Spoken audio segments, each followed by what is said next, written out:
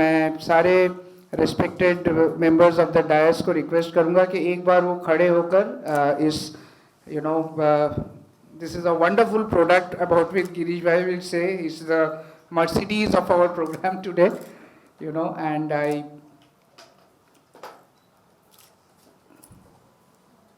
so with this photograph and with due permission of all, we, you know, set this entire briefing open. I now invite Bhavdeep sir to share his thoughts on this. Thank you, Subhojit ji. And thank you Girish भाई for conducting this wonderful event. और media के सभी मित्रों को प्यार भरा नमस्कार. ગુજરાતી હિન્દી બંને ભેગું રાખે છે. આમાં બે પાર્ટી છે, એક ઘી અને બીજા આપણે. તો પહેલાં ઘી એની અભિવ્યક્તિ કરે છે અને એને થોડોક સાહિત્યનો સ્પર્શ આપીએ તો ઘી એવું કહે છે, ના મેં ગીરા ના મેરી ઉમ્મીદો કે મિનાર ગીરે. घी हुआ था, घी बोली रही है, ना मैं गिरा ना मेरी उम्मीदों के मीनार गिरे, लेकिन मुझे गिराने में लोग कई बार गिरे. घी ने खराब चितरवामां बहु बधा लोको पड़ी गया पण घी हजू अकबंध छे. ना मैं गिरा ना मेरी उम्मीदों के मीनार गिरे, मुझे गिराने में लोग कई बार गिरे. सवाल जहर का नहीं था वो तो मैं पी गया.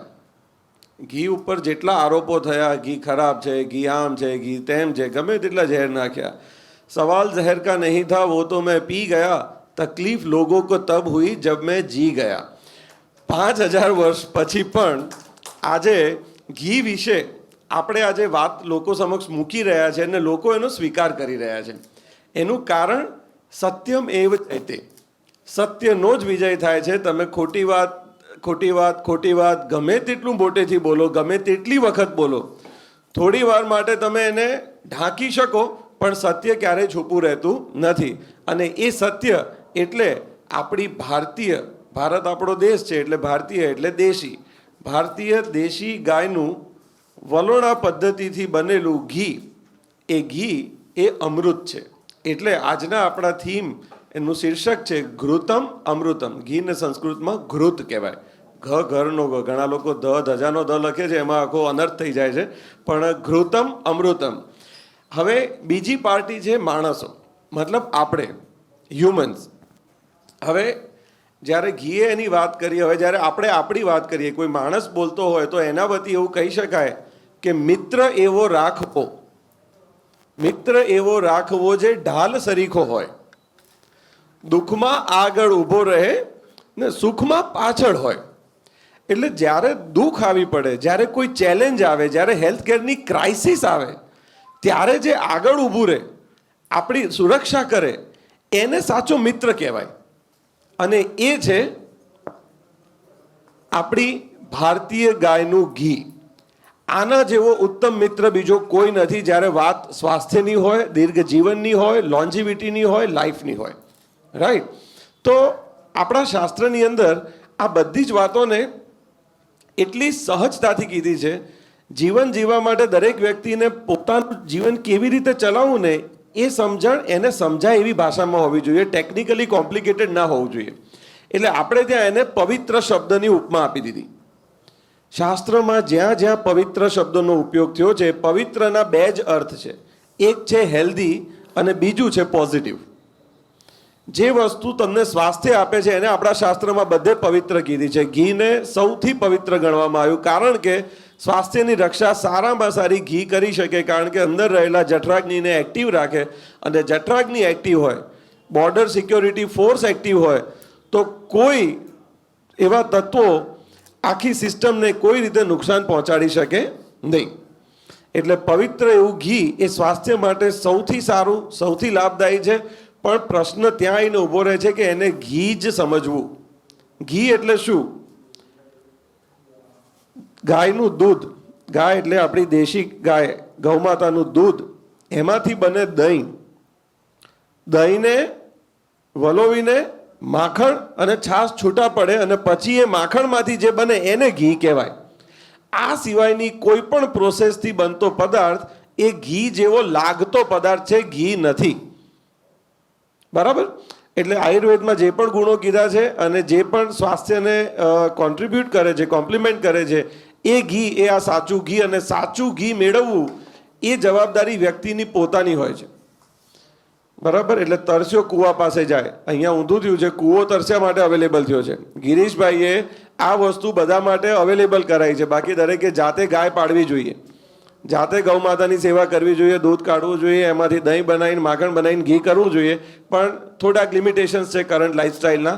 એટલે પ્યોર વસ્તુ શોધવા માટે એક વખત લોથલ એમના પ્લાન્ટમાં જઈને જોઈ લેવું જોઈએ કે ભાઈ આટલું બધું ચોખ્ખું, આટલું બધું સાયન્ટિફિક, આટલું બધું વૈદિક જો ક્યાંય મળતું હોય તો હેલ્ધી રહેવા માટે બીજી કઈ વસ્તુઓની આવશ્યકતા રહેતી નથી. અને આયુર્વેદના અમે ડૉક્ટર્સ, આયુર્વેદના પ્રેક્ટિશનર્સ, અમે વૈદો દરેક પ્રિસ્ક્રિપ્શનમાં ઘી તો લખીએ જ. એટલે કોઈ વૈદ સાચો છે કે ખોટો એનું માર્કર જોવું હોય તો એના 10 પ્રિસ્ક્રિપ્શન જોવાના, 10માંથી 5માં તો ઘી લખેલું હોય ને હોય જ. 5માં કદાચ એને જરૂર ના લાગે તો ન લખે. તો હવે પછીના વૈદ્ય વિનયભાઈ વોરા અને વૈદ્ય ધર્મેન્દ્રભાઈ પટેલ એ વાત કરશે કે પ્રેક્ટિસમાં કેટલો ઘીનો ઉપયોગ વૈદ્યો દર્દીઓને સાજા કરવા માટે કરે છે, અને એ વાત આપણે લોકો સમક્ષ પહોંચાડવી છે. એ આજના આ પ્રેસ કોન્ફરન્સનો મુખ્ય હેતુ છે. Thank you so much. Shubhodayji. And I am very happy कि ग्लोबल की बात आते ही हमारे अगले स्पीकर जो हैं विनय भाई की तरफ ये पूरा माइक अब शिफ्ट होगा, क्योंकि वो आयुर्वेद एकेडमी स्वीडन से जुड़े हुए हैं, यूरोप से. And I think we should listen to now his thoughts about what he has to say about the whole thing. Vinay. પ્રણામ એવરીવન. હું સાહિત્યનો માણસ નથી. ભવદીપ સરે બહુ સરસ શાયરી કીધી એવું હું નથી બોલી શકતો. પણ મારા ખ્યાલથી જે મેં ફેસ કર્યું છે, મેં 92થી વર્લ્ડમાં ટ્રાવેલિંગ કર્યું. શરૂઆતમાં સધર્ન આફ્રિકામાં ગયો, પછી યુરોપ, USA અને મિડ ઇસ્ટ. અત્યારે પણ આ દેશોમાં કામ કરી રહ્યો છું. તો સૌથી અગત્યનો પ્રોબ્લેમ શું આવે, જેમ ભવદીપભાઈએ કીધું એ પ્રમાણે, કે ઘી તો અમારા પ્રિસ્ક્રિપ્શનમાં હોય ને હોય. તો ત્યાં તો એ લોકો ઘી જ નથી સમજતા. જો આપણા સો કોલ્ડ હાઈલી ક્વોલિફાઈડ ડૉક્ટર જો એને ન સમજતા હોય તો પહેલાં તો કેવી રીતે સમજાવે. એટલે ગિરીશભાઈ, મેં જે સ્ટ્રગલ ભોગવી છે એ બહુ જ ભોગવી છે, અને એના સારા પરિણામ પણ લીધા છે. સ્વીડનમાં એક કેરોલિન્સ્કા ઇન્સ્ટિટ્યૂટ છે, that is basically research institute છે, જેમાં 2 મેટ્રો સ્ટેશન આવે છે. એટલું તમે સમજો કે કેટલી હ્યુજ છે. એના એક રિસર્ચમાં એ લોકો ઘી પર પણ બહુ સરસ રીતે કરી રહ્યા છે રિસર્ચ. અને એક રિસર્ચ એવું તેનું કહે છે કે તમારું જે ફૂડ ઇન્ટેક હોય એના 10% સુધી તમે ઘી ખાઈ શકો. ફૂડ ઇન્ટેક તમારો જે ટોટલ છે એના 10% તમે ઘી ખાઈ શકો. કદાચ એ રિસર્ચ આપણા માટે એટલું કદાચ ન લાગુ પડે, કારણ કે એ લોકો કસરત કરે છે. આપણે ગુજરાતીઓ કે ઇન્ડિયન બેઝિકલી આળસુ પ્રજા છીએ. અત્યારે આ વહેલા આવું તો જરા અઘરું તો પડે એમ, કારણ કે કોણ રજાઈમાંથી નીકળે આટલું વહેલું, બરાબર? તો એ લોકો માટે પણ 5 થી 7 ગ્રામ તો કોઈ પણ ઇન્ડિયન ઘી ખાઈ શકે. હવે જે ભવદીપભાઈ વચ્ચે બોલ્યા કે ઘીને બહુ જ ખરાબ ચિતરવામાં આવ્યું છે, કોણે ચિતર્યું? સમજો, ડૉક્ટરોએ ચિતર્યું. મારા ઘરમાં 20 ડૉક્ટર છે, so I am not against allopathic medicine, just make it clear that thing. પણ કયા કયો ડૉક્ટરે ઇન્ડિયામાં રિસર્ચ કરે છે સાહેબ? All the research comes from Europe or USA. The scientists there, they doesn't know what is the ghee. They use the word clarified butter, and that is not true at all. એ જે research થયું, એને જે બજારમાંથી લીધું, એની પર research કર્યું, અને એને આપણા કોપી પેસ્ટ ડૉક્ટરો એને ફોલો કરે છે. બાકી ઘી સાહેબ, ઘી વગર ઉદ્ધાર જ નથી થતો આપણો. મને એક વાત આવી, જો 2 મિનિટ હોય તો. આપણે કસરતમાં જેગલર નથી જોતા હોતા, જે બોલથી ફેરવતા હોય છે. એમાં જનરલી છે ને 5 બોલ હોય. બહુ સ્કિલફુલ હોય તો વધુ હોય. એમાં 5 બોલ છે ને, એમાંથી 3 બોલ રબડના હોય અને 2 બોલ કાચના હોય, કારણ કે સ્કિલ બતાવવાનું છે ને. એ 3 રબરના બોલ છે ને, એ આપણે બી જેગલર જ છીએ. અત્યારના જમાનામાં તો જેગલર જ છીએ. તો 3 બોલ કયા? તો એક તો ઘર, સરસ ઘર હોવું જોઈએ. બીજું છે ધંધો અને પૈસા, મતલબ કે FD કે જે બી રિયલ એસ્ટેટ જે ગણો હોય. ને ચોથો ને પાંચમો છે એ કાચનો છે, that is our family and hour health. આપણે છે ને પેલા 3 પડી જાય ને તો એની ચિંતામાં પેલા 2 બગાડીએ છીએ. પેલું તો રબરનો બોલ છે, પડશે એટલે પાછો આવી જશે. પણ સાહેબ હેલ્થ અને ફેમિલી, જ્યાં પેન્ડેમિકની વાત થઈ રહી છે, હવે ખબર પડી કે આપણા ઘરના માણસો કેટલા સારા છે. આપણે બધા વોટ્સઅપમાં જોઈએ ને કે અરે મારી વાઈફ પણ સરસ બધું રસોઈ બનાવે છે, આપણને બનાવતા શીખવાડી દીધો. તો health is the most priority nowadays in all over the world. Vaccination ઘી બધું બરોબર છે, પણ we realize that the health is the most important thing and for that we should accept all the alternatives of the world. એમાં આયુર્વેદ તો સ્વાભાવિક જ છે કે સૌથી જૂનું સાયન્સ છે. એટલે એક છેલ્લી લીટી કહું કે આપણા ઘરડાઓ શું કહેતા હતા કે દેવું કરીને ઘી પીઓ સાહેબ. એ લોકો 100 વર્ષ જીવતા હતા. અત્યારે પણ કદાચ આપણે 80-100 વર્ષ જીવાડીએ છીએ. મેડિકલ સાયન્સ બહુ આગળ વધેલું છે, પણ એ દવાના જોડે જીવડાય છે. પેલા ઘી પીતા હતા. મારા વડ સસરા હતા, એ રોજ ઘીનો બાઉલ પીએ તો મને એમ થાય કે આ કેવી રીતે પચે. 94 હી એક્સપાયર્ડ વિધાઉટ એની ડિસીઝ. ધીરે ધીરે ડિજનરેટિવ થતાં એક્સપાયર થયા. એટલે દેવું કરીને ઘી પીવું જોઈએ. ને જો આવું સારું ઘી વલોણાનું, આ આખો શબ્દ જુદો છે, એનો કન્સેપ્ટ વધુ સારી રીતે સમજાય છે. પણ આવું ઘી દેવું કરીને પણ પીવું જોઈએ. Without ghee my prescription will not start at all. Thank you very much. Wow, this is so wonderful. Thank you so much, sir. After his 18 years of experience, और जैसा मैंने आपको बताया कि हमारे गवर्नर साहब के आयुर्वेद फिजिशियन हैं, मैं वैद्य श्री धर्मेंद्र पटेल जी को रिक्वेस्ट करूंगा कि वो हमारे साथ अपनी बात रखें. બધાને મારા નમસ્તે. 2010માં વિશ્વ મંગલ ગોગ્રામ યાત્રા શરૂ થઈ ત્યારથી મારું આ ઘી, દૂધ, ગાયનું આ બધા જેના પંચગવ્ય છે એની પાછળનું વિજ્ઞાન શું છે, એનું પ્રેક્ટિકલ એક્ઝિક્યુશન આપણા સમાજમાં કેમ જરૂરી છે, આ બધું એક દસકો પસાર થઈ ગયો. હું ગ્રામીણ એક કિસાન પુત્ર છું, ખેડૂત પણ છું. એટલે બાળપણમાં ગાયનું ઘી, દૂધ વગેરે ખાવા તો મળ્યું હતું. અને વોરા સાહેબે જેમ કહ્યું, સ્વીડનનું જે રિસર્ચ છે એ મને આજે ફરીથી મારો ઉત્સાહ વધારી રહ્યું છે કે આપણા ખોરાકમાં 10% જેટલું ઘી હોય તો કંઈ વાંધો નથી અથવા હોવું જોઈએ. કારણ કે ઘૃતમ વૈ આયુ, ઘી એ જ જીવન છે એવું આયુર્વેદના ગ્રંથમાં કહેલું છે. કેમ કહેલું છે કે હું અત્યારે બોલી રહ્યો છું તો ઉતાવળથી બોલું, શાંતિથી બોલું, સાયન્સનું કંઈક વાત રજૂ કરવા, બધું કે આ મારા બ્રેઇન સેન્ટર્સ જેટલા કામ કરતા હશે તો આ બધું કરી શકો ને. એ બધા બ્રેઇન સેન્ટર્સ ઘીના આધારે જ ચાલી શકે છે. તો ઘી મને યાદ છે કે હું ખાવાનું ચાલુ કર્યું તેથી દાળમાં, ભાતમાં, રોટલીમાં, શાકમાં બધામાં જ ઘી. કદાચ આટલી દોડધામ પછી પણ 18 વર્ષની આટલી મહેનત પછી પણ ટક્કર આપી શકાય છે 42-43 વર્ષની ઉંમરે. એ મને લાગે છે ઘીનો જ એક પ્રભાવ છે. દેશી ગાયનું વલોણાનું, દૂધમાંથી દહીં, દહીંમાંથી માખણ અને માખણમાંથી ઘી, આ પ્રકારે બનાવેલું ઘી. જે કે ગિરીશભાઈને ત્યાં શરૂઆત થઈ ત્યારથી જ હું 2 વર્ષ પહેલાં કદાચ મુલાકાત લીધી હતી અને ખૂબ આનંદ થયો કે કારણ કે મારા વિદેશમાં પણ જે બધા મિત્રોને દર્દીઓ છે એ બધા સાથે હું સાયન્સનું થોડુંક રિસર્ચ બધા મંગાવતો રહેતો હોઉં. તો કેલિફોર્નિયામાં મારા મિત્ર ઓમ મેપાણી હતા, તો એમને મેં પૂછ્યું કે ત્યાં ગાયના ઘીની શું સ્થિતિ છે. એ ઓમ મેપાણી એટલા બધા આગ્રહી કે અહીંથી વલોણું લઈ ગયા હતા અને એમના પત્ની વલોણાનું માખણ બનાવીને બાળકોને રિસેસમાં ઘરે આપી આવે ખાવા માટે રોટલા સાથે. એટલે આવા આગ્રહી માણસે તપાસ કરી બરાબર સાચી હોય તો એણે કહ્યું કે ભાઈ અહીંયા જે મોન્સેન્ટો કંપનીને બધી તમને જે વિદેશનું બધું વહેંચે છે, GM વગેરે, એ બધાના ત્યાં ઓર્ગેનિક ફાર્મ છે અમારે ત્યાં. નંબર 1. નંબર 2, અમારે ત્યાં અહીં તમારે જે 80 રૂપિયા કે 100 રૂપિયા લીટર દૂધ મળે છે ગાયનું, એના કરતાં પણ સારું પાસ્ચર લેન્ડ એટલે ગોચરમાં ચરતી ગાયોનું દૂધ મળે છે. એ દૂધમાંથી અમે માખણ બનાવી અને ઘી પણ બનાવ્યું છે. બાળકોને તાજી છાશ અને માખણ પણ આપીએ છીએ. માખણ કેમ બાળકો માટે જરૂરી? તો કૃષ્ણ ભગવાને જે લીલા કરી તેમાં નંદ કિશોરા માખણ ચોરા એવું કહેલું છે. એટલે કિશોર અવસ્થામાં માખણની ચોરી કરી હતી વધારે, સૌથી વધારે. કેમ? તો કિશોર અવસ્થા એટલે ટીન એજ. ટીન એજમાં બાહુ બાવડાનો વિકાસ કરવાનો હોય, ગ્રોથ હોર્મોનનો સૌથી વધારે જરૂર હોય. તો એ ગ્રોથ હોર્મોન સૌથી વધારે દેશી ગાયના આ રીતે પદ્ધતિથી બનાવેલા માખણમાં હોય છે. એટલે ઘી પણ આ જ રીતે મદદ કરવાનું જ છે આપણને.